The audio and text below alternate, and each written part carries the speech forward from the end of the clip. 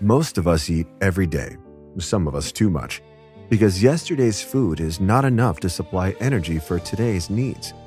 Why then do some of us expect yesterday's portion of heavenly manna, the Word of God, to keep us through today's challenges? On this program, we are going to change all of that. Let's experience God's words today and receive the power we need to live healthy, vibrant lives. Welcome to your Daily Portion with your host, author, speaker, L. David Harris. Good morning, and happy Sabbath. It is Sabbath, May 9, 2026. Hello, my name is L. David Harris. I am your host, and this is your Daily Portion, where we give you God's Word every single day, and today is no exception. We are continuing in our lesson study series related to, how do we have a thriving relationship with God? And our caption for today is practical prayer. Yeah, that's the kind of prayer that we can really use, the kind we can learn from, the kind we can really connect with God. Before we get into that, I'd like to say welcome to everyone joining us, especially those joining us for the very first time. I'm asking you to please go over to yourdailyportion.com. Please join our online community. Please, will you click the form right there that says, "Where are you in the world?" Also, let us build together by you clicking the contribute button, because there are some things that we can do together that I can't do by myself. Your Daily Portion Ministries is listener and viewer supported. Thank you. Let's pray. Father, thank you for this Sabbath day. Thank you for listening to us, even though you already know what we're going to say. Thank you for being available and for transforming us. Please help us to love you more than we do now. In Jesus' name I pray. Amen and amen again. Now, many times you have heard me quote quickly and passionately that prayer is the opening of the heart to God as to a friend. You've heard me say that prayer does not bring God down to us, but brings us up to God. And in the words of Paul, we would be seated with Christ Jesus in heavenly places. You've heard me talk about this. And this is really one of the reasons why I launched the Wednesday night prayer school every single Wednesday night, 7 p.m. Jamaica time on the YouTube channel, because sometimes we talk a lot about praying and don't pray. And so what happens when we come together and pray? What happens when we are by ourselves, just between us and God, and we pray? What is it that we can learn from the scriptures concerning prayer? And so that's why we have the prayer school. And maybe I'm overstating it by calling it school, but we are learning every single Wednesday evening. Well, practical prayer, it really heightens piques my interest. And the Bible writer says here in the Bible book of Psalms, chapter 62 and verse 8, trust in him at all times. You see, that's the baseline of prayer. That's one of the fundamental movements in our mind when we are praying. We trust God. Otherwise, why are we talking to him? We trust God. Why else would we be listening for his voice in response to our prayers, or him calling us to prayer and guiding us as we pray? You know, there are times that you pray that God is saying, pray for this person, pray for that person. My mom told me many stories of when I was living all the way out there in sin, not playing with sin, fully in bed with the sin.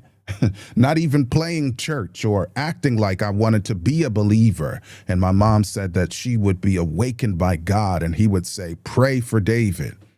In those moments, God was restraining himself from I don't know what, but he knew that this woman of God would practically and actively call unto him and give him permission to have mercy on me. And I'm so grateful. That's why I'm still here today. I promise you. Praise God. So trust in him at all times, you people. Pour out your heart before him. When is the last time you poured out your heart before God? I'm talking about your whole heart. God is a refuge for us. That's one of the most practical things that I can even read. Call out to him, pour out your heart, trust him. That's practical. We can do that beginning right now. Well, let me just share a few lessons with the time that we have left on the clock. Prayer keeps us connected to Christ as the source of our spiritual life. The Bible reads in John chapter 15, verses 4 and 5, "Abide in me, and I in you, as a branch cannot bear fruit of itself except it abide in the vine.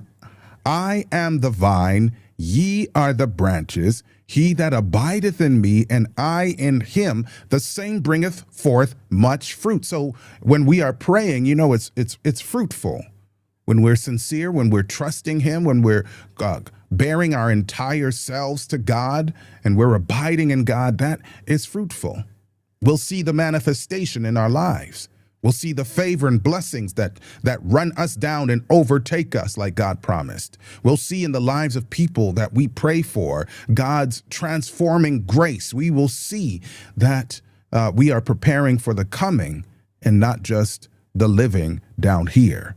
And so I'm grateful. And so to remain in him means to stay connected. It means to continue in relationship, not to pray once, not to go into his presence one or two times or whenever we have extra time, but to remain in him, stay connected, to continue in relationship. Prayer maintains the believer's connection with Christ. Spiritual growth flows from this continual relationship.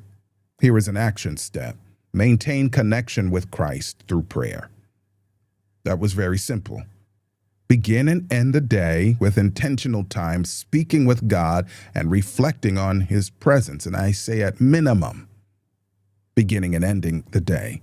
Your spiritual strength is increasing as communion with Christ becomes more and more consistent and transformational. All right, trust.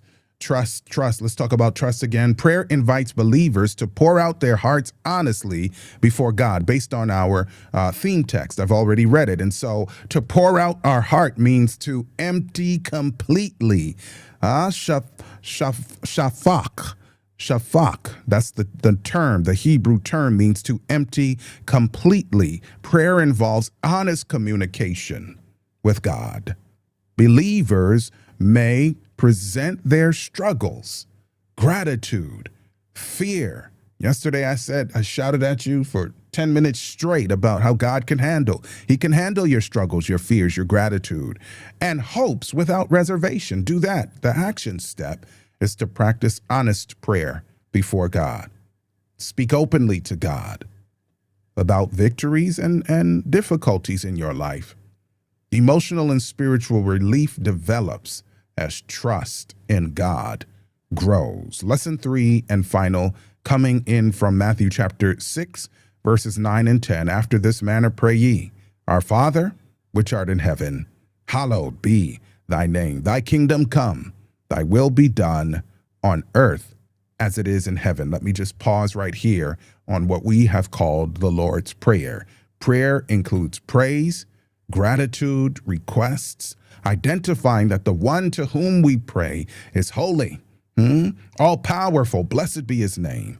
And so when we are praying, we are directing it toward God. This is what we're doing. We're not praying with ourselves, standing in the temple saying, I thank God that I am not a sinner like that person over there. Not praying to ourselves, not praying for ourselves, not praying to the people. Have you heard people try to teach a whole lesson or a sermon, start preaching in their prayer, speaking to the people? And it's like, are you performing or are you praying? Like, do we need to give you a Grammy Award for your prayer? Like, talk to God and not to the people. When we're praying, we are speaking to God as to a friend and listening for his voice. Jesus taught that prayer includes reverence for God, submission, of course, to his will, and requests for daily needs. Do that consistently and you will win. Practical prayer. Peace. Thanks for joining us, listening friends.